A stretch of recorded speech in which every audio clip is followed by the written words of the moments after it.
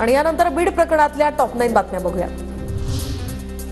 धनंजय मुंडेंचा राजीनामा घेत नाही तोपर्यंत बीडमध्ये लढा देणार। बीडमधील हत्या प्रकरणावरून अंजली दमन यांचा पुनरुच्चार, तर वाल्मिक कराडला अटक होत नाही तोपर्यंत लढा देणार असल्याची भूमिका।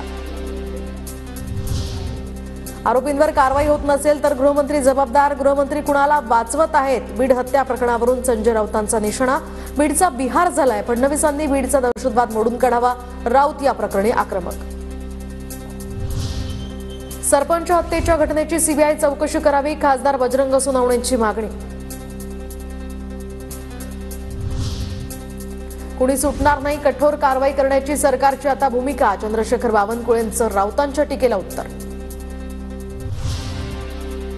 महाराष्ट्रात कायदा आणि सुव्यवस्था आता राहिलेली नाही, बीडचा बिहार झालाय, फडणवीसांनी बीडचा दहशतवाद मोडून काढावा, खासदार संजय राऊतांची मागणी।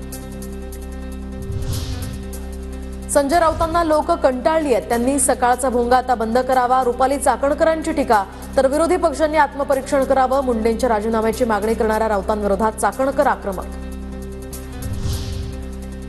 संतोष देशमुख हत्या प्रकरणी बीडमध्ये उद्या मूक मोर्चाचं आयोजन, सर्वपक्षीय नेते रस्त्यावर उतरणार, तर मूक मोर्चा एसपी कार्यालयाऐवजी जिल्हाधिकारी कार्यालयावर धडकणार, पोलिसांचा या ठिकाणी तगडा बंदोबस्त।